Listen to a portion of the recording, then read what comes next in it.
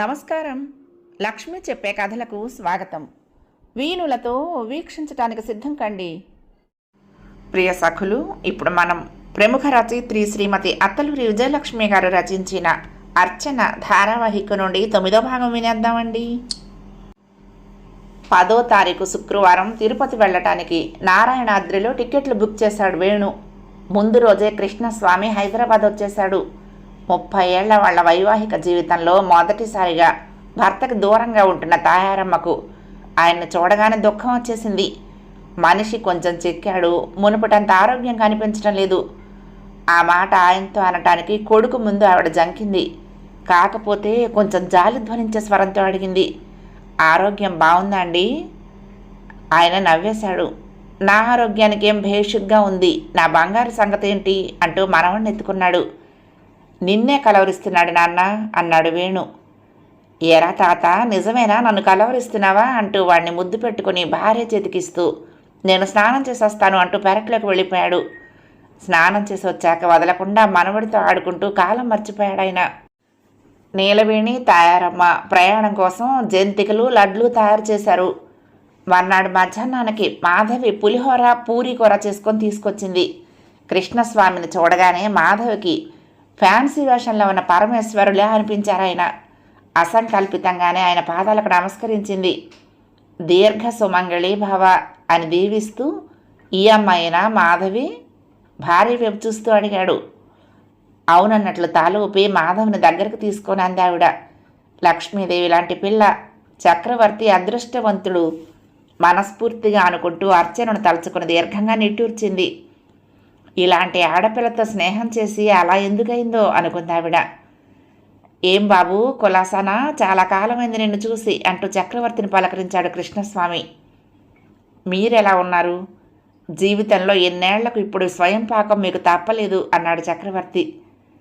స్వయం పాకం కాబట్టే కడుపు నిండా తింటూ ఒళ్ళు చేశాను చూసావా అన్నాడు కృష్ణస్వామి హాస్యంగా. అన్యాయం బావయ్య గారు, పాపం పిన్ని గారు మిమ్మల్ని కంటికి రెప్పలా కాపాడుకున్నారు ఇంతకాలం, అది మర్చిపోతే ఎలా అంది మాధవి. దానిదే ఉంది తల్లి, ఏరు దాటాక తెప్ప తగలేయటం ఈ మగవాళ్ళకి అలవాటేగా అంది కినుకగా తాయారమ్మ. చక్రవర్తి సరదాగా అన్నారులేండి అన్నాడు నవ్వుతూ. వేణు కాస్త బాధగా, నా వల్ల మా అమ్మ నాన్న జీవితంలో మొదటిసారి విడిగా ఉండాల్సి వచ్చింది అన్నాడు.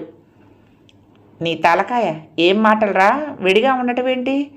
ఈ రోజుల్లో ప్రతి ఇంట్లో మొగుడు పెళ్ళాలు ఒకళ్ళు అమెరికాలో ఒకళ్ళు ఇండియాలో ఉంటున్నారట కదా.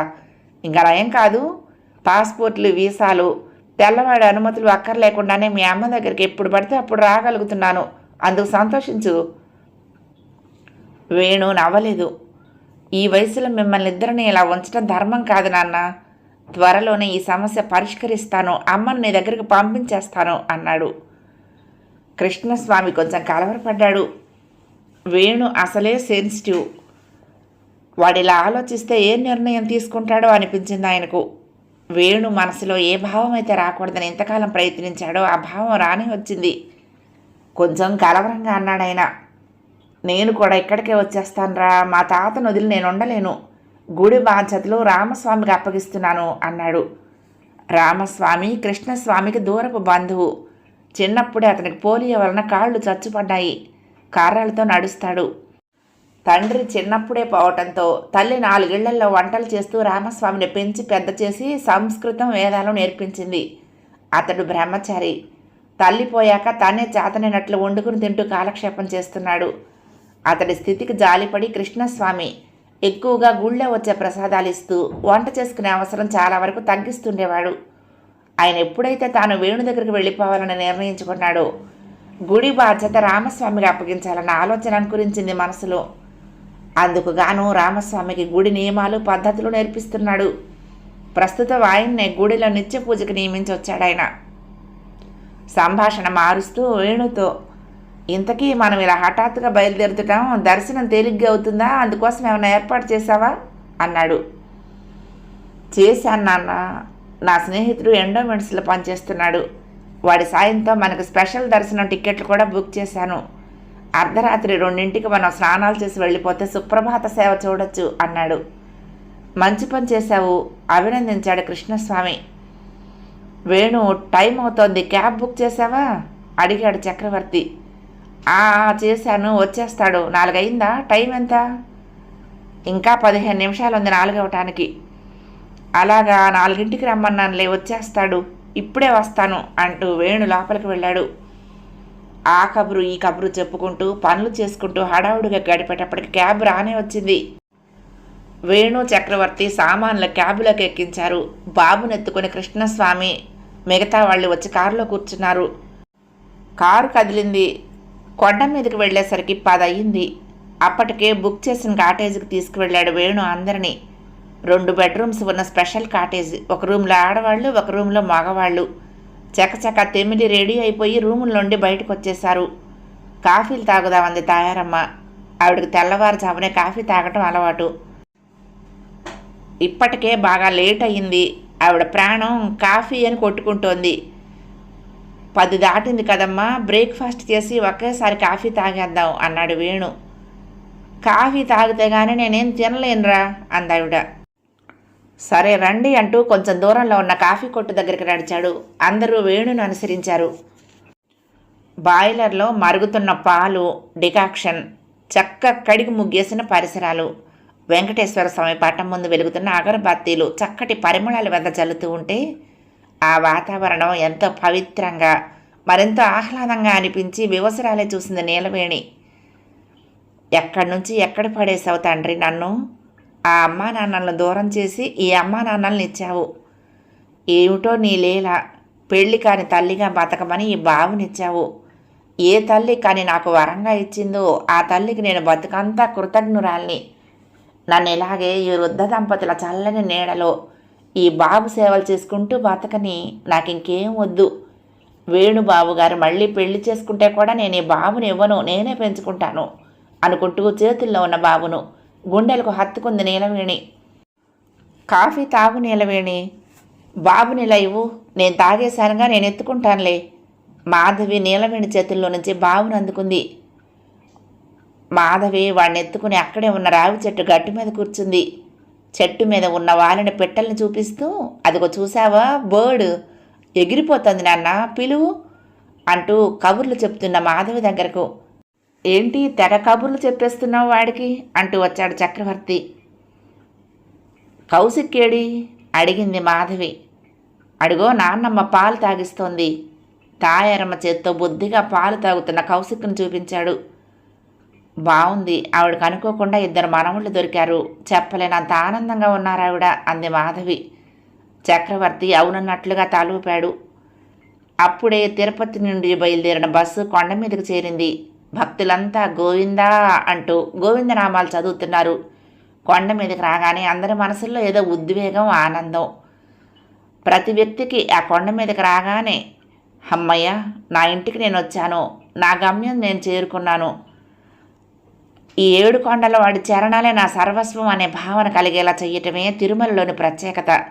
అక్కడి వాతావరణం, ఆ గాలి, ఆ చెట్లు, పూలు, ఎక్కడ చూసినా వినిపించే హరినామ సంకీర్తన, బోడిగుండ్లతో కనిపించే భక్తుల సందడి, టీలు కాఫీలు పట్టుకుని తిరిగే కుర్రాళ్ళు, రాగి బాయిలర్లలో మరిగే పాలతో ఉండే టీ కొట్లు, రకరకాల వస్తువులు అమ్మే అంగళ్ళు, ఎక్కడ పడితే అక్కడ మేను వాల్చి విశ్రాంతి తీసుకునే భక్తులు. వసుధైక కుటుంబం అనే మాటకు అసలైన నిర్వచనంలా ఉండే తిరుమల, అడుగడుగున కనిపించే ఆధ్యాత్మికత. చుట్టూ పరికించి చూస్తూ అర్చన బ్యాగ్ భుజాన వేసుకుని బస్సు దిగింది. ఎంతకాలమైంది ఈ కొండకొచ్చి? తండ్రి, నన్ను ఇలా ఒంటరిగా రప్పించావా? కుటుంబాలతో దిగుతున్న ప్రయాణికులను చూసి మనసు కాస్త కలతగా అనిపించింది.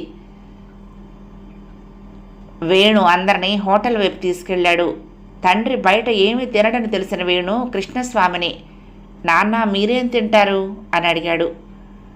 పర్వాలేదురా, జీవితంలోనే మార్పులు వచ్చాయి, అలవాటుదేముంది, మీతో పాటే నేను, మీ అమ్మ మారింది కదా, నేను మారుతాను పదండి అన్నాడు. వేణు మనసు కలుక్కుమంది. తనను తను దమాయించుకుని హోటల్లోకి నడిచాడు. అక్కడ బ్రేక్ఫాస్ట్, కాఫీలు ముగించి అందరూ కలిసి కళ్యాణకట్ట దగ్గరకు బయలుదేరారు. అక్కడ కూడా జనం క్యూలో ఉన్నారు. లైన్లో నుంచేవాళ్ళమ్మా, నేను చక్రవర్తి నిలబడతాం, మీరంతా కాటేజీకి వెళ్తారా అడిగాడు వేణు తల్లిని. ఆవిడ భర్త వైపు చూసింది. ఎందుకు లేరా, కాసేపు నిలబడితే అయిపోతుంది, వెళ్ళి మాత్రం ఏం చేస్తాం, కానివ్వండి అందరం నిలబడదాం అన్నాడాయన. మగవాళ్ళు క్యూలో నిలబడితే ఆడవాళ్ళు అక్కడే కొంచెం దూరంలో ఉన్న చెట్టు కింద పిల్లల్ని పెట్టుకొని కూర్చున్నారు. క్యూ త్వరగానే అయిపోయి వీళ్ల వంతు వచ్చింది. పిల్లల్ని ఎత్తుకుని వెళ్లారు. రిత్విక్కు మొదట 3 కత్తెరలు చక్రవర్తి వేశాడు. వీడికి భలేగా దొరికాడు మేనమావ. నవ్వుతూ బాబు బుగ్గ సున్నితంగా లాగి వదిలాడు వేణు. కౌశిక్ వచ్చి రాని మాటలతో తాను బాబు జుట్టు కట్ చేస్తానని మారం చేయసాగాడు. ఎంత నచ్చ చెప్పినా వినకపోవడంతో వాడి చెయ్యి పట్టుకుని 2 కత్తెరలు వేయించాడు చక్రవర్తి. బాబు అసలు ఏడవకుండా పూర్తిగా గుండు చేయించుకోవటం అందరినీ ఆశ్చర్యంలో ముంచెత్తింది. బాబోయ్, వీడు ఎంత గట్టివాడో అంది మాధవి. అవును, వీడికి వింతగా ఉంది, ఎంజాయ్ చేస్తున్నాడు నవ్వాడు చక్రవర్తి. వేణు ఒళ్ళో కూర్చుని బుద్ధిగా జుట్టు కట్ చేయించుకుంటున్న బాబును చూస్తూ మురిసిపోతున్న వేణుని తాయారమ్మ కృష్ణస్వామి చిరునవ్వుతో చూస్తూ ఉండిపోయారు. బోడిగుండుతో బోసి నవ్వుతో చొక్కా నిండా వెంట్రుకలతో వేణు చంకలో ఉన్న బాబును చూస్తూ ఉంటే నీలమేడికి ఎలాగో అనిపించింది. అయ్యో, బాబు అందమంతా జుట్టులోనే ఉండేది, మళ్ళీ ఎప్పటికంత జుట్టు వస్తుందో దిగాలుగా అనుకుంది. చక్రవర్తి కౌశిక్ను కూడా తీసుకువెళ్ళి గుండు చేయించాడు. అప్పటి వరకు ఒత్తైన జుట్టుతో ముద్దుగా కనిపించిన పిల్లలిద్దరూ గుళ్లతో కనిపించడంతో మాధవికి కూడా దిగులుగా అనిపించింది. ఆ మాట గట్టిగా అంటే తాయారమ్మ కృష్ణస్వామి తప్పకుండా కేకలేస్తారు. అందుకే నోరు మూసుకుని ఉండిపోయింది. వీళ్ళిద్దరిని తీసుకుని కోనేట్లో స్నానం చేసి రండి మీరిద్దరూ అంది తాయారమ్మ కొడుకుని చక్రవర్తిని ఉద్దేశించి. వద్దొద్దు, చేదస్తం పడకండి, ఈ కోనేట్లో వద్దు, పసిపిల్లలకు ఏదైనా ఇన్ఫెక్షన్ వస్తుంది, రూమ్లో చేస్తారులేండి, ఇవాళ మనకు దర్శనం ఎలాగూ లేదుగా అంది. అవునమ్మా, ఇక్కడొద్దు, రూమ్కి వెళ్ళి చేయిస్తాలే అన్నాడు వేణు. ఆవిడకు అర్థమైంది మాధవ్ ఎందుకు వద్దంటుందో. అందుకే నెమ్మదిగా పదండి పిల్లల్ని తీసుకొని కాటేజీకి వెళ్ళి స్నానాలు చేయిద్దాం అంది. ఇవాళకి మనం దర్శనానికి వెళ్ళలేం కాబట్టి స్నానాలు భోజనాలు చేశాక అలా పాపనాశనం ఆకాశగంగా అవి చూసొద్దాం అన్నాడు వేణు. అందరూ ఆ ప్రపోజల్ అంగీకరించారు. తర్వాత అందరూ తిరిగి కాటేజ్కి బయలుదేరారు. అర్చన రూమ్కి వచ్చింది. సింగిల్ కాట్, ఒక టేబుల్, కుర్చీ. నిత్యం వచ్చిపోయే యాత్రికులతో కిక్కిరిసి ఉండే పుణ్యక్షేత్రాల్లో ఈ మాత్రం బస దొరకటమే అదృష్టం అనిపించింది ఆమెకు. బ్యాగ్లో నుండి బ్రష్ పేస్టు తీసుకొని బాత్రూంలోకి వెళ్ళిపోయింది. బ్రషింగ్ అయ్యేటప్పటికి రూమ్ బయట కాఫీ అని అరుపు వినిపించింది. తలుపు తీసి బయటకు వచ్చేటప్పటికి 2 కుర్రాళ్ళు ఫ్లాస్కుల కాఫీ తీసుకుని రూములన్నీ తిరుగుతూ సప్లై చేస్తున్నారు. కాఫీ కుర్రాన్ని పిలిచి 2 ప్లాస్టిక్ గ్లాసుల్లో కాఫీ తీసుకుని అతనికి డబ్బులిచ్చి పంపించేసింది. కిటికీలో నుండి బయటకు చూస్తూ కాఫీ తాగసాగింది. దేవుడి దయ వల్ల ఏ ఇబ్బంది లేకుండా దర్శనం అయిపోతే రేపు ఉదయం కిందకి వెళ్ళి అమ్మవారిని దర్శించుకుని రేపు రాత్రి బస్సుకు వెళ్ళిపోవచ్చు. లేదంటే 2 రాత్రులు ఉండిపోవాల్సి వస్తుంది. తను ఎప్పుడో వచ్చింది తిరుమలకి. అందరూ పెళ్ళవగానే స్వామి దీవెనల కోసం తిరుమల రావటం సంప్రదాయం. తన పెళ్లికో సాంప్రదాయం కూడానా? నిట్టూర్చింది అర్చన. కాఫీ తాగటం పూర్తి చేసి స్నానానికి వెళ్ళిపోయింది. పట్టు చీర కట్టుకుని తడి జుట్టుకు క్లిప్పు పెట్టి వదిలేసింది. సెల్ ఫోను, చెప్పులు రూమ్లోనే వదిలేసింది. దర్శనం అయ్యాక మళ్ళీ చెప్పులు తీసుకోవటానికి వెళ్ళటం ఇంకా పెద్ద పని అనిపించింది. ప్రసాదం వేసుకోవటానికి ఒక క్యారీ బ్యాగ్ చక్కగా మడత పెట్టి పర్సులో పెట్టుకుంది. పర్సులో కొంచెం చిల్లర, మరికొంత కరెన్సీ పెట్టుకుని రూమ్ తాళం వేసి బయటకు వచ్చింది. కౌంటర్లో తాళం చెవి ఇచ్చి మెట్లు దిగి బయటకు వచ్చింది. ఏ ఏర్పాట్లు లేకుండా దర్శనానికి వెళ్తున్నాను, క్యూలో ఎంత టైం పడుతుందో అనుకుంటూ ముందుకు వెళ్ళిపోయింది. నడిచినంత మేర క్యూ కాంప్లెక్స్లో జనంతో నిండి ఉన్నాయి. ఆడ, మగ, పిల్ల, పెద్ద అంతా జనం. ఎక్కడి నుండి ఎక్కడ దాకా ఉందో అర్థం కానట్లు చాలా గజిబిజిగా అనిపించింది. ఏం చేయాలో తోచలేదు. అలా అందరినీ చూస్తూ నడుస్తూ వెళ్ళసాగింది. ఎప్పుడో అమ్మా నాన్నలతో కలిసి ఇంటర్ పాస్ అయ్యాక వచ్చింది. తనకు అసలు ఇక్కడ ఏమీ తెలీదు. ఎవరన్నా తోడుంటే బాగుండేది నిట్టూర్చింది. అమ్మా నాన్న ఈ జీవితంలో వాళ్ళని చూడలేనేమో, ఎక్కడికి వెళ్ళారు? అన్నయ్యకు నాన్నకు తన మీద అభిమానం జాలి లేకపోవచ్చు. అమ్మకు కూడా లేదా? తను చచ్చిందో బతికిందో కూడా తెలుసుకోవడానికి మనస్కరించలేదా వాళ్లకు? అర్చన కళ్ళు చెమర్చాయి. నీళ్లు నిండిన కళ్ళకు పరిసరాలు మసగ్గా కనిపిస్తూ ఉంటే కళ్ళు తుడుచుకుంది. అర్చన పిలుపుకు ఉలిక్కి పడింది. చివ్వున వెనక్కు తిరిగింది. నీలిమ. నువ్వా? ఆశ్చర్యంగా చూసింది. అంత ఆశ్చర్యపోతామేం అర్చన, నేను తిరుపతి రాకూడదా? చిరునవ్వుతో అడిగింది నీలిమ. అర్చన మాట్లాడలేదు. ఈ నీలిమ ఒకప్పుడు ప్రాణ స్నేహితురాలు, కానీ ఈనాడు బద్ధశత్రువు. ఏ మొహం పెట్టుకుని పలకరిస్తోంది? పక్కనే ఆమె భర్త కాబోలు 3 ఏళ్ల పాపనెత్తుకొని నిలబడి ఉన్నాడు. ఎందుకు కనిపించింది ఈమె? తనకు అసలేమితో మాట్లాడాలన్న ఆసక్తే లేదు. ఇప్పుడు ఈ పరిస్థితుల్లో ఆనాటి స్నేహితుల్ని కానీ క్లాస్మేట్స్ని కానీ ఎవరిని కలవాలని లేదు. స్వామివారి దర్శనం కోసం వెళ్తూ ఉంటే ఏదో అపశృతిలా అనిపించింది అర్చనకి. మా వారు అర్చన, ఇది నా కూతురు. యువకుణ్ణి పరిచయం చేసింది. హలో పలకరింపుగా నవ్వాడు అతను. హలో అంటూ బలవంతంగా నవ్వింది అర్చన. ఒక్కదానివే వచ్చావా అర్చన? అర్చన మాట్లాడలేదు. కదలకుండా క్యూలో ఉన్న జనాన్ని చూస్తూ ఉండిపోయింది. మా దర్శనం అయిపోయింది. ఎర్లీగా వెళ్ళి క్యూలో నిలబడ్డాం. పైగా ముందే కంకణాలు వేయించుకున్నాం కదా, ఇప్పుడే బయటకు వస్తున్నాం. నీకేదైనా స్పెషల్ టికెట్ ఉందా? అడిగింది నీలిమ. లేదన్నట్లు తలూపింది అర్చన. అరే, అలా ఎలా వచ్చావు? తిరుపతికి ప్రీ ప్లాన్ లేకుండా వస్తారా ఎవరైనా? నువ్వన్నీ ఇలాగే చేస్తావు. సరేలే, మా దగ్గర ఒక అర్చనానంతరం దర్శనం టికెట్ ఉంది. రేపు ఉదయం మాతో వద్దు గానిలే. ఇప్పుడు నీ వల్ల కాదు, ఆ క్యూలో నువ్వు నిలబడలేవు అంటూ భర్తతో, మీ అమ్మగారి టికెట్ వేస్ట్గా ఉంది కదా, తనను తీసుకువెళ్దాం అంది. ఓఎస్, దానికేం? జేబులో నుంచి టికెట్ తీసి చూపించాడు. వద్దులే నీలిమా, ఇప్పుడు ట్రై చేస్తాను. అంతగా దర్శనం అవ్వకపోతే రేపు మీతో వస్తాను. అయినా మీరెక్కడో నేనెక్కడో, రేపు కలవటం ఎలాగా అంది అర్చన మొహమాటంగా. టైం ఎందుకు వేస్ట్ చేయటం? రేపు హాయిగా దర్శనం చేసుకోవచ్చు. మేము రామ్ బగీచాలో దిగాము, నువ్వెక్కడ దిగావు? అర్చనకు పచ్చి వెలక్కాయ గొంతులో దిగినట్లయింది. తను ఉంది అక్కడేగా. నేను అక్కడే, నీరసంగా అంది. సరే, ఇంకేం ప్రాబ్లం లేదు. రేపు వెళ్దాంలే, బాగా నీరసంగా కనిపిస్తున్నావు. లంచ్ టైం అయిందిగా, పద మాతో కలిసి లంచ్ చేద్దు గాని అంది. వద్దు నీలిమా, నాకు ఆకలి లేదు. నేను ఊరికి అలా వెళ్ళి రూమ్కి వెళ్తానులే, మీరు వెళ్ళండి గాబరాగా అంది అర్చన. ఏంటి, దర్శనం తర్వాత భోంచేద్దామనా? తిరుపతిలో అట్లాంటి సెంటిమెంట్స్ ఓన్లీ సుప్రభాత సేవకో, పవళింపు సేవకో, తోమాల సేవకో. ఇలా మిట్ట మధ్యాహ్నం దర్శనానికి వెళ్తూ భోజనం చేయకుండా వెళ్తే కళ్ళు తిరిగి పడిపోతావు. పద కలిసి భోంచేద్దాం.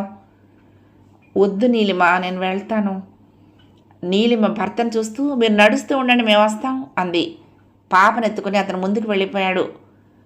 నీలిమ అర్చన చేయి పట్టుకుని నడిపిస్తూ, నాకు తెలుసు అర్చన, నా మీద నీకు పేకల్దాకా కోపం ఉంది. I can understand. కానీ అర్చన, ఒక సాధారణ మధ్యతరగతి అమ్మాయికి నీకున్నంత ధైర్యం సాహసం ఉంటాయా? ఇంట్లో వాళ్ళందరినీ కాదని ఏమన్నా చేయగలవా? అర్చన మాట్లాడలేదు. నీలిమ చేతుల్లో ఉన్న తన చెయ్యి ఇబ్బందిగా కదిపింది. అర్చన, నీకు నేను సారీ చెప్పాలనుకోవటం లేదు, కానీ నా పరిస్థితి అర్థం చేసుకోమని మాత్రం కోరుతున్నాను. నేను నిన్నేం అనలేదే. అవునులే, అది సరే, నువ్వెక్కడున్నావు, ఏం చేస్తున్నావు?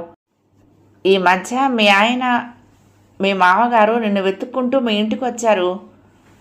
మీ ఇల్లు అమ్మేశారని తెలిసి చాలా ఎంక్వైరీ చేశారు. ఆ తర్వాత ఏమైందో నాకు తెలీదు. అర్చన ఉలిక్కిపడి చూసింది. ఆమె అరికాళ్లలో అరచేతుల్లో చెమటలు పట్టేశాయి. నీలిమ సన్నని స్వరంతో అంది. అర్చన, చిన్నప్పటి నుంచి నీలో ఉన్న విప్లవాత్మక భావాలు, నీ యాటిట్యూడ్ నాకు బాగా తెలుసు.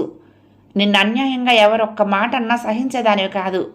అలాంటిది నాగరాజు చేసిన నమ్మక ద్రోహం నీ మనసు మీద ఎంతటి గాయం చేసి ఉంటుందో నేను ఊహించగలను. కానీ ఒక తుచ్చుడి కోసం విలువైన నీ జీవితాన్ని నాశనం చేసుకున్నావనిపిస్తుంది నాకు. ఎనీవే, ఈ సమయంలో ఇక్కడ ఈ పవిత్ర క్షేత్రంలో నీ తప్పుల గురించి మాట్లాడి నీ మనసు కష్టపెట్టడం నాకు ఇష్టం లేదు. నువ్వు తిరుపతి ఒక్కదానివే వచ్చావు. నీ స్నేహితురాల్ని అనుకోకుండా కలిశాము. సరదాగా గడిపి స్వామి దీవెనలు తీసుకొని వెళ్ళిపోదాం, సరేనా? నీలిమ స్వరంలోని మార్దవం అర్చన మనసులో ఉన్న కోపం మీద మెల్లగా పన్నీరు చిలకరిస్తున్నట్లయింది. నెమ్మదిగా తానెందుకు దర్శనానికి వచ్చిందో చెప్పింది. తన పోస్టింగ్ సంగతి, ఇంతకాలం తను వైజాగ్లోనే ఉన్న విషయం అన్నీ చెప్పింది. ఎంత చిత్రం, ఇంతకాలం నుంచి ఒకే ఊళ్ళో ఉంటూ కూడా మనం కలుసుకోలేకపోయామా? పోనీలే, ఇప్పుడైనా కలుసుకున్నావు. ఏది ఎలా ఉన్నా నీ లక్ష్యం చేరుకోబోతున్న నిన్ను మనస్ఫూర్తిగా అభినందిస్తున్నాను Archana. Wish you a grand success అంది నీలిమ. ఆ తర్వాత ఆ దంపతులతో కలిసి లంచ్ చేసింది. నీలిమ భర్త పాపను తీసుకుని వెళ్ళిపోయాడు. కాసేపు నీలిమ అర్చన కలిసి షాపింగ్ చేశారు. దేవుడి బొమ్మలు గాజులు కొనుక్కున్నారు. కాసేపు రెస్ట్ తీసుకుంటాను అర్చన, మళ్ళీ కలుద్దాం, రేపు ఉదయం 4 రెడీగా ఉండు అంటూ నీలిమ తన రూమ్కి వెళ్ళిపోయింది. అర్చన కొన్న వస్తువులన్నీ బ్యాగ్లో సర్దేసి చీర మార్చుకుని తాను విశ్రాంతిగా మంచం మీద వాలింది. కాసేపటికే ఆమెకు నిద్ర పట్టేసింది. సుప్రభాత సేవ చూసుకుని స్వామివారి దర్శనం చేసుకుని బయటకు వచ్చారు అందరూ. అర్చనానంతరం దర్శనం కోసం, ధర్మ దర్శనం కోసం జనం క్యూల్లో ఉన్నారు. వాళ్ళందరినీ లోపలికి వదులుతున్నట్లున్నారు. గోవిందనామాలతో పరిసరాలు మారుమోగిపోతున్నాయి. స్వామిని దర్శించుకోవటానికి హాహాకారాలు చేస్తున్నారు. ఒకళ్ళనొకళ్ళు తోసుకుంటున్నారు. ఆ జనాన్ని చూస్తున్న మాధవికి కళ్ళు తిరుగుతున్నట్టు అయ్యింది. అక్క, స్వామిని కళ్ళారా చూశాను, వైకుంఠానికి వచ్చినట్లు అనిపిస్తోంది, చాలా బాగుందక్క అంది నీలవేణి మాధవి పక్కగా నడుస్తూ. మాధవి సన్నగా నవ్వి ఊరుకుంది. మాధవి చెదిరిన జుట్టు సవరించుకుంటూ ముందుకు నడుస్తూ ఉండగా చక్రవర్తి ఆమె పక్కగా వచ్చి రహస్యంగా, మధు, నేను అర్చనను చూశాను అన్నాడు. వాట్? అదిరిపడింది మాధవి. ఎక్కడా? ఉద్వేగంగా చూపులు తిప్పింది. ఆమె కళ్ళు జనప్రవాహంలో అర్చన కోసం చంచలంగా తిరిగాయి. లోపలికి దర్శనానికి వెళ్తున్న వాళ్ళని చూశాను. ఒక అమ్మాయి నేరేడు పండు రంగు పట్టుచీర కట్టుకుంది, అచ్చం అర్చనలాగే అనిపించింది అన్నాడు. మీరు సరిగ్గా చూసారా? మీ భ్రమ ఏమో, ఇంత జనంలో అర్చనలా కనిపించింది మీకు? ఏమో, సడన్గా నా కళ్ళు అటు తిరిగాయి. బయటకు వస్తూ జనం వైపు చూస్తున్నాను. చేతులు జోడించి కళ్ళు మూసుకొని ఏదో చదువుతూ నెమ్మదిగా నడుస్తోంది. నా కళ్ళు అబద్ధం చెప్పవని నేను అనుకుంటున్నాను అన్నాడు. చాలా క్లియర్గా అంటున్నాడంటే నిజంగానే చక్రవర్తి అర్చనను చూశాడు అనిపించింది మాధవికి.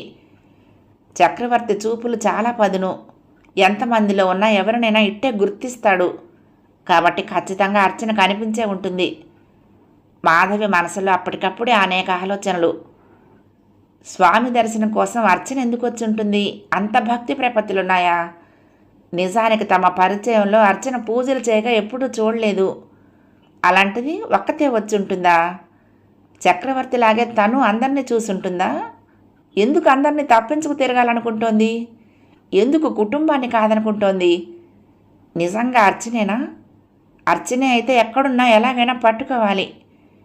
వేణుని బాబుని చూసిందా? అరే, బాబు వేణు చేతుల్లో లేడు. నీలవేణి ఎవరో తెలియదు అర్చనకు. అయితే బాబును చూసి ఉండకపోవచ్చు. వేణుని మాత్రం తప్పకుండా చూసే ఉంటుంది. సరే పద వెళ్దాం, నువ్వు ఇట్లా నిలబడితే బాగుండదు. చక్రవర్తి హడావుడి చేయటంతో అందరినీ అనుసరించింది. నడుస్తుందే కానీ ఆమెను అర్చన గురించిన ఆలోచనలే ముప్పిరి కొన్నాయి. అర్చన ఒక్కతే వచ్చిందా, లేక ఎవరినైనా పెళ్లి చేసుకుని? చచ్చా, నోరు మూసుకో. తనను తను తిట్టుకుని ముందు నడుస్తున్న వాళ్ళని కలుసుకుంది. ప్రసాదం కౌంటర్ దగ్గర అక్కడ ఇక్కడ ఎటు చూసినా ఆమె కోసమే మాధవి కళ్ళు అన్వేషిస్తున్నాయి. మాటి మాటికి వెనకపడుతున్న మాధవిని వెనక్కు తిరిగి చూసి, అమ్మాయి, కాళ్ళు కానీ లాగేస్తున్నాయా ఏమిటి, నెమ్మదిగా నడుస్తున్నావు అడిగింది తాయారమ్మ. అబ్బే అదేం లేదండి అంటూ వడివడిగా ఆవిడ దగ్గరకు నడిచి ఆమె పక్కనే నడవసాగింది. వేణు చక్రవర్తి ప్రసాదం తీసుకురావడానికి వెళ్లారు. పెద్దవాళ్లతో కలిసి నీలవేణి పిల్లలిద్దరిని తీసుకుని బయట గచ్చి మీద చతికిలబడింది. నువ్వు కూర్చోమ్మా అంది తాయారమ్మ మాధవ్ను ఉద్దేశించి. ఆ అంటూనే నెమ్మదిగా ముందుకు నడిచి వైకుంఠ ద్వారం వైపు వెళ్ళాలనుకుంది. కానీ లోపలికి వెళ్ళిన అర్చన అక్కడ కనిపిస్తుందా అనిపించి వెనక్కు తిరిగింది. అన్యమనస్కంగా పిల్లలిద్దరినీ ఆడిస్తున్న నీలవేణిని చూస్తూ మౌనంగా ఉండిపోయింది. వేణు చక్రవర్తి లడ్డూల కవర్తో వచ్చారు. పదండి, రూమ్కి వెళ్ళి కాసేపు పడుకుందాం అన్నాడు వేణు. కూర్చున్న వాళ్ళంతా లేచారు. నాకు ఈ వేళలో ఈ కొండ మీద తిరగటం చాలా ఇష్టం, మనం కాసేపు ఇక్కడే ఉందామా అంది చక్రవర్తితో. ఎందుకమ్మా, ఇప్పుడు చల్లగా ఉంది కూడాను, కాసేపు పడుకుని మళ్ళీ వద్దాంలే అన్నాడు కృష్ణస్వామి. మాధవి నిస్సహాయంగా చక్రవర్తిని చూసింది. మేమిద్దరం ఓ అరగంటకు వస్తామండి. వేణు, బాబుని రూముకి తీసుకెళ్తావా అడిగాడు చక్రవర్తి. మాధవి మనసులో ఆలోచన అర్థం చేసుకున్నవాడిలా. ఓకే, ఎంజాయ్ చేయండి, పదండి నాన్న మనం వెళ్దాం అన్నాడు వేణు. మాధవి కృతజ్ఞతగా చూసింది. వాళ్ళు వెళ్తున్నప్పుడు మాధవి, అర్చన వచ్చినా ఇదే దారిలో రావాలి కదా, ఇక్కడే ఉందాం అంది. అలాగే, నాకేం అభ్యంతరం లేదు, కానీ తను మనతో మాట్లాడుతుందా అనేదే డౌటు అన్నాడు. మాట్లాడకేం చేస్తుంది, నేను మాట్లాడిస్తాను, ఇక్కడే ఉంటాను, కలిసి తీరుతాను పంతంగా అంది మాధవి. చక్రవర్తి ఇంకేం మాట్లాడలేదు. మాధవి నిరీక్షణ వృధా కాలేదు. దర్శనం ముగించి నీలిమ, అర్చన పాపను తీసుకొని మాధవి వాళ్ళు కూర్చున్న దగ్గరికి వచ్చారు. వాళ్ళని చూడగానే మాధవి చక్రవర్తితో, మీరు వెళ్ళిపోండి, మిమ్మల్ని చూస్తే ఆమె నాతో మాట్లాడకపోవచ్చు, నేను రూమ్కి వచ్చేస్తాను అంది. ఆమె అంది నిజమేననిపించి చక్రవర్తి అర్చన దృష్టి తన మీద పడకముందే అక్కడి నుండి దూరంగా వచ్చి వెనక్కి తిరిగి చూశాడు. మాధవి అర్చన భుజం మీద చెయ్యేసేదో మాట్లాడుతోంది. అమ్మయ్య అనుకుంటూ చక్రవర్తి వెళ్ళిపోయాడు. మాధవిని చూసిన అర్చన షాక్ తగిలినట్లు నిలబడిపోయింది. నువ్విక్కడ? స్వామి సన్నిధికి దర్శనం కోసం వచ్చాం, కానీ అర్చనేమీ మాట్లాడలేకపోతోంది. నీలిమ ఇద్దరిని విస్మయంగా చూస్తూ ఎవరు అర్చన అడిగింది. మాధవి నవ్వుతూ, అర్చన నా కజిన్ చెప్పింది. నీలిమ అయోమయంగా చూసింది. చిన్నప్పటి నుండి ఒకే దగ్గర కలిసి బతికిన తామిద్దరికి తెలియని బంధువులు ఎవరూ లేరే, ఎవరబ్బా ఈ కజిన్ అనుకుంది. రా అర్చన, నా రూమ్కి వెళ్దాం, ఆయన కూడా ఉన్నారు, కలుద్దురు గాని అంది మాధవి మళ్ళీ. వద్దొద్దు కంగారుగా అంది అర్చన. అయితే పద, నీ రూమ్కి వెళ్దాం అర్చన చెయ్యి వదలకుండా చెప్పింది మాధవి. ఎట్టి పరిస్థితుల్లోనూ అర్చనను వదిలే ప్రసక్తే లేదని నిర్ణయం చేసుకుంది. ఏది ఏమైనా సరే ఇవాళ ఆమెతో మాట్లాడాలి, వీలైతే తీసుకెళ్ళిపోవాలి. మాధవి ఆమె భుజాలు గట్టిగా పట్టుకుంటూ, అనవసరంగా టెన్షన్ పడక అర్చన, పద కాసేపు నీ రూమ్కి వెళ్ళి మాట్లాడుకుందాం, నిన్ను నేనేం ఎత్తుకుపోను సరేనా అంది. అర్చన కళ్ళు మూసుకుంది. నీలిమ తన రూమ్కి వెళ్ళిపోయింది. రూమ్కి వచ్చాక మంచం మీద బాసం పట్టి వేసుకుని కూర్చుంది మాధవి. ఆమె ముందు అర్చన తల వంచుకుని మౌనంగా కూర్చుంది. ఆమె కళ్ళ నుండి కన్నీళ్లు కారిపోతున్నాయి. ఇన్నాళ్లుగా అణుచుకున్న ఉద్వేగం మాధవి కనిపించడంతో ఎక్కువై దుఃఖం ఎగిసిపడుతోంది. ఆమె మానసిక స్థితి అర్థమైనట్లుగా మాధవి కొన్ని నిమిషాలు అలాగే మౌనంగా ఉండిపోయింది. ఏడవని, మనసులో ఉన్నదంతా కన్నీళ్లలో కొట్టుకుపోని అనుకుంది. కాసేపటి తర్వాత నెమ్మదిగా అంది, ఏడవకు అర్చన, నీ మనసులో ఏముందో నాకు చెప్పు, నేను వచ్చా కదా. అర్చన రుద్ధమైన కంఠంతో, నా మనసు విరిగిపోయింది, ఇంకా ఆ మనసులో ఏముంటుంది మధు అంది. మరెందుకు ఏడుస్తున్నావు? అందరినీ ఏడిపించడమే నీకు తెలుసుననుకున్నా, నీకు కూడా కన్నీళ్లున్నాయా? చిరాకొచ్చి కాస్త వెటకారంగా అంది మాధవి. చెప్పు అర్చన, ఎందుకు ఇలా చేశావు? అర్చనను రెట్టిస్తూ అడిగింది. ఏం చెప్పను, చెబితే తట్టుకునే గుండె ధైర్యం నీకుందా? కట్టుకున్నవాడిని, అందులోనూ నువ్వంటే ప్రాణం పెట్టే భర్తని, కన్న కొడుకును వదిలి వెళ్ళిపోయాను తెలిసి తట్టుకోగలిగిన దాన్ని నువ్వు చెప్పే విషయం విని తట్టుకోలేనా? ఇంతకన్నా భయంకరమైన విషయం ఏమి చెప్పవుగా అంది మాధవి. ఆ మాట అంటేనే నాకు మండేది. ఎర్రబడిన కళ్ళతో చూస్తూ ఆవేశంగా అంది అర్చన. ప్రాణం పెట్టే భర్త, మీకు ఆ ఒక్కటే తెలుసు, కానీ ఆ ప్రేమలో ఉన్న స్వార్థం ఏమిటో నాకు తెలుసు. స్వార్థం లేని ప్రేమకు ప్రయోజనం ఉండదు, ఆ ప్రేమ ఫలించదు. ప్రేమ ఫలించాలంటే స్వార్థం తప్పదు అంది మాధవి. ఓహో, వేణు కోసం మీరంతా అలా నిర్వచించుకున్నారా ప్రేమని? అవును అర్చన, అతను సమర్థుడు, నువ్వే స్టూపిడ్వి. నీకు అసలు ఏం కావాలో తెలియని చెంచల మనస్కురాలివి, సున్నితమైన మనసున్న భర్తని అర్థం చేసుకోలేని రాక్షసివి. స్టాప్ ఇట్ మాధవి ఆవేశంగా అరిచింది అర్చన. మాధవి ఆమె వైపు చిత్రంగా చూసింది. కన్నీళ్ల చారికలు కట్టిన చెంపల మీద కాటుక మరకలు, చెదిరిన ముంగురులు, నేరేడు పండు రంగు పచ్చని ఒంటి మీద మెరిసిపోతోంది. నల్లటి వంకీల జుట్టు చెంపల మీదుగా జారి వింత సోయిగాన్నిస్తుంది. విచారంలో కూడా అపురూపమైన అందం. ఈ అందగత్తకు కొంచెమన్నా మానవత్వం ఇవ్వలేదేమిటా దేవుడు అనిపించింది ఆమెకు. మాధవి, ఒక్క మాట అడుగుతాను చెప్పు, నిన్ను చక్రవర్తి జాలితో పెళ్లి చేసుకున్నాడా, ప్రేమించి పెళ్లి చేసుకున్నాడా? రెండూ కాదు, పెద్దవాళ్ళు చేశారు కాబట్టి చేసుకున్నాం. పెళ్ళయ్యాక ఒకరినొకరం ప్రేమించుకుంటున్నాం, గౌరవించుకుంటున్నాం చెప్పింది మాధవి. అంటే ప్రేమతో పాటు గౌరవం కూడా పరస్పరం ఉండాలని ఒప్పుకుంటున్నావు కదా? కానీ వేణుకు నా మీద గౌరవం లేదు, నీకు ఆ సంగతి తెలుసా? మాధవి విస్మయంగా చూసింది. నీ మీద గౌరవం లేదా? అలా ఎందుకు అనుకుంటున్నావు? అందుకు నిదర్శనం ఉందా? ఉంది, స్థిరంగా అంది అర్చన. అందుకే పెళ్ళయ్యాక నా ఇష్టం లేకుండా, నా అంగీకారం లేకుండా నా మీద అత్యాచారం చేశాడు, ఉద్రేకంగా అరిచింది అర్చన. షటప్! తీవ్రంగా అరిచింది మాధవి. అతను నీ మొగుడు, నీ మెళ్ళలో తాళి కట్టిన మొగుడు, అతనికి నీ మీద సర్వాధికారాలు ఉన్నాయి అంది. మొగుడా? నిరసనగా నవ్వింది అర్చన. మీ దృష్టిలో నాగరాజు నా మీద అత్యాచారం చేస్తే, లేదా 2 రోజులు తన అధీనంలో నన్ను ఉంచుకొని ఈ సమాజానికి నేను చెడిపోయాననే భ్రమ కలిగించి ఈ సమాజం నన్ను అసహించుకోలేలా చేసినా, నా మీద జాలితో తను నన్ను పెళ్లి చేసుకోకపోతే నా బతుకు ఏమైపోతుందో అనే విచారంతో వేణు ఆదర్శ వివాహం చేసుకుని నాకు జీవితాన్ని ప్రసాదించాడు. కాబట్టి వేణు లాంటి ఆదర్శమూర్తిని, ఎంతో భద్రత కలిగిన కుటుంబ జీవితాన్ని వదిలేసి వచ్చి నేను ఇంకా చెడిపోయాను, అవునా? ఆడదానికి పెళ్లి లేకపోతే బతుకు లేదు.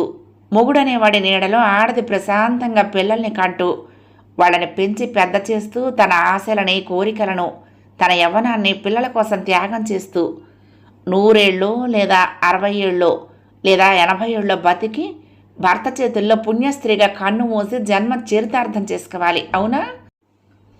వేణు తప్ప నాకు మరొక బతుకు లేదా? అతనితో తప్ప ఇంకెవరితోనూ నేను బతకూడదా? అతన్ని తప్ప నేను ఇంకెవరిని ప్రేమించకూడదా? ఆవేశంగా అరుస్తున్న అర్చన వైపు చిత్రంగా చూసింది మాధవి. ఎందుకు అలా గొంతు చించుకుంటున్నావు? ఏం చెప్పాలనుకుంటున్నావు? మాధవి ప్రశ్నకు అర్చన ఒక్కసారిగా తన ఆవేశాన్ని నిగ్రహించుకుంది. మధు, నేనేదో చెడిపోయాననుకుని మీరంతా భావించారు. నన్ను ఉద్ధరించినందుకు వేణు కాళ్ళ దగ్గర నేను పడుండాలి. కానీ నాలాంటి వాళ్ళు ప్రేమించకూడదా అడిగింది. ప్రేమించకూడదు అర్చన. నీ భర్తను, నీ పిల్లలను తప్ప ఇంకెవరిని ప్రేమించకూడదు. ఒకసారి వివాహమైన స్త్రీ మనసు తెల్ల కాగితం కాదు, ఎవరి పేరు పడితే అది రాసుకునే వ్యవస్థలో మనం బతకటం లేదు అంది మాధవి. లెట్ ద వ్యవస్థ గో టు హెల్ అంది అర్చన. అలా అనే హక్కు నీకు లేదు అర్చన. ఈ వ్యవస్థలో నువ్వు భాగస్థురాలివి అంది మాధవి. కానీ నేను ఒక వ్యక్తిని ప్రేమించే నాటికి నా మనసు ఒక తెల్ల కాగితమే. ఆ పేరు రాసుకునే అవకాశం నాకు రాలేదు, ఏం చేయను అంది అర్చన బాధగా. అబ్బా, ఏమిటో వివరంగా చెప్పు, చంపక తల్లి విసుగ్గా అంది మాధవి. అర్చన కొన్ని క్షణాల్లో తన మనసులో అజ్ఞాతంగా పూజలు అందుకుంటున్న వ్యక్తి గురించి చెప్పింది. ఆ తర్వాత నెమ్మదిగా అయినా స్థిరంగా అంది. మాధవి, నాకు తెలీదు నేను చేసింది మంచో చెడో. తోచింది ఆచరించటం, నమ్మింది అనుసరించటం నా తత్వం. నేను వేణుని ఎన్నడూ ప్రేమించలేదు. ఎన్నడూ నా భర్త స్థానంలో అతన్ని ఊహించలేదు. ఊహించని వ్యక్తిని ఎట్టి పరిస్థితుల్లో కూడా భర్తగా అంగీకరించే మనసు నాకు లేదు. అయినా నా నిస్సహాయతను, నా తల్లిదండ్రుల వేదనను తనకు అవకాశంగా తీసుకుని నన్ను సొంతం చేసుకుందామనుకున్నాడు. తన స్వార్థానికి త్యాగమని పేరు పెట్టుకొని నన్ను తన భార్యగా అతను శాశ్వతంగా బంధించాడు. అతడు నన్ను శారీరకంగా బంధించగలిగాడు, కానీ మానసికంగా నేనెంతో స్వేచ్ఛగా ఉన్నాను. నా మనసులో వేణుకు అసలు స్థానమే లేదు. నేను ఇతడినే ప్రేమించాను. ఆ కళ నన్ను వెంటాడుతున్న రోజుల్లో అదొక పీడకల అనుకున్నాను. తలుచుకోవటానికి భయం వేస్తూ ఉండేది. కానీ ఎప్పుడైతే అతడు నా కళ్ళ ముందు ప్రత్యక్షమై తన చూపుల గాలంతో నన్ను తన వశం చేసుకున్నాడో, అదొక మధుర స్వప్నంగా మళ్ళీ మళ్ళీ ఆ కళ నాకు రావాలని కోరుకునేదాన్ని. కానీ మా ఇద్దరి మధ్య మమ్మల్ని వేరు చేస్తూ ఎగురొచ్చిన ఒక భయంకరమైన పక్షి వేణు అని విరిగిపడిన నా మొండెం, పగిలిపోబోతున్న నా కలలని నేనెప్పుడూ అనుకోలేదు మధు. ఇప్పుడు చెప్పు, నా ప్రమేయం లేకుండా నేను పొందిన పరాభవాలకు నేను శాశ్వతంగా ప్రేమించే అర్హతను కోల్పోయానా? 2 చేతుల్లో ముఖం దాచుకొని హిస్టీరిక్గా ఏడుస్తున్న అర్చన వైపు విచలితంగా చూసింది మాధవి. మాట్లాడకూడని మాటలు మాట్లాడుతూ చేయకూడని పనులు చేస్తున్న ఒక అరాచక శక్తిని చూస్తున్నట్లుగా చూసింది. 9వ భాగం సమాప్తం. ఈ కథ మీకు నచ్చినట్లయితే తప్పకుండా లైక్ చేయండి, షేర్ చేయండి, కామెంట్ చేయండి, సబ్స్క్రైబ్ చేసుకుని నన్ను ఎంకరేజ్ చేయండి. ఉంటానండి. ప్రేమతో లక్ష్మి, కృష్ణాతీరం, దుర్గమ్మ సన్నిధానం. నమస్తే.